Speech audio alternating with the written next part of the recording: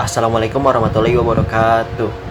Nama saya Bima Saktino Yotama dari kelas 9G, nomor absen 4.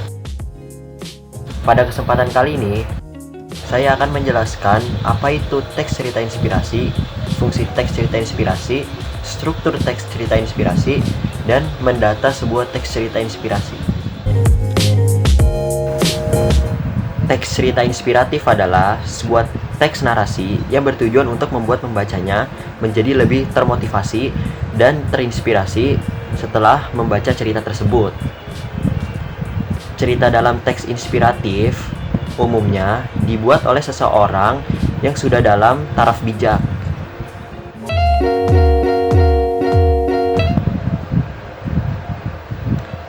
Fungsi-fungsi dari teks cerita inspiratif adalah: yang pertama, menginspirasi seseorang untuk melakukan hal-hal yang positif.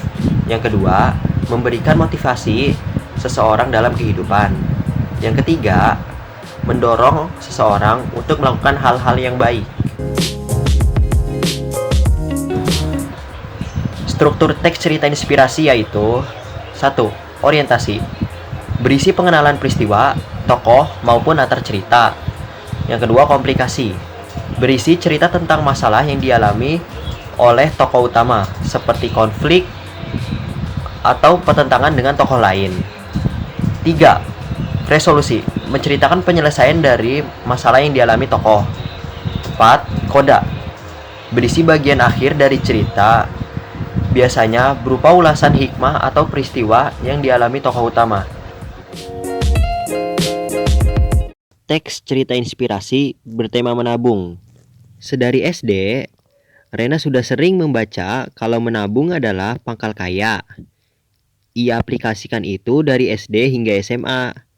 Rajin bangetlah Rena ini menabung.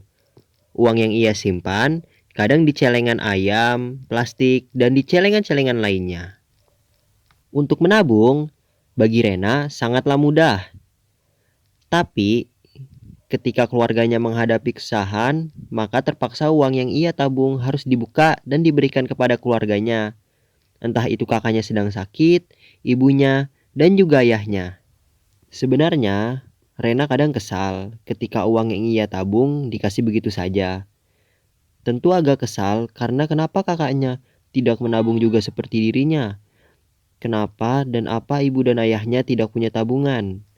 Pikiran-pikiran itu membuntuti Rena.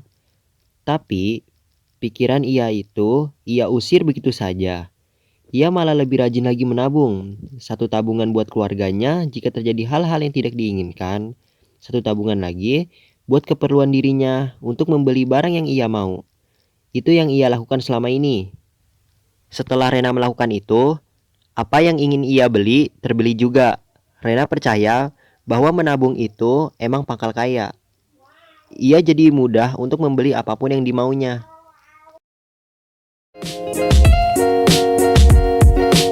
Ungkapan simpati. Rena merasa simpati kepada keluarganya. Ungkapan kepedulian. Rena membuat 1 tabungan untuk keluarganya jika terjadi hal-hal yang tidak diinginkan. Ungkapan empati. Ketika keluarganya menghadapi kesusahan, maka terpaksa uang yang Rena tabung harus dibuka dan diberikan kepada keluarganya.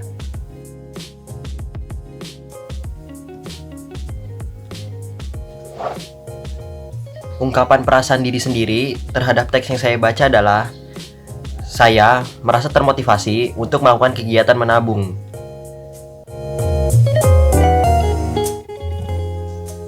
Sekian dari saya. Terima kasih sudah mendengarkan. Kurang lebihnya mohon maaf. Wassalamualaikum warahmatullahi wabarakatuh.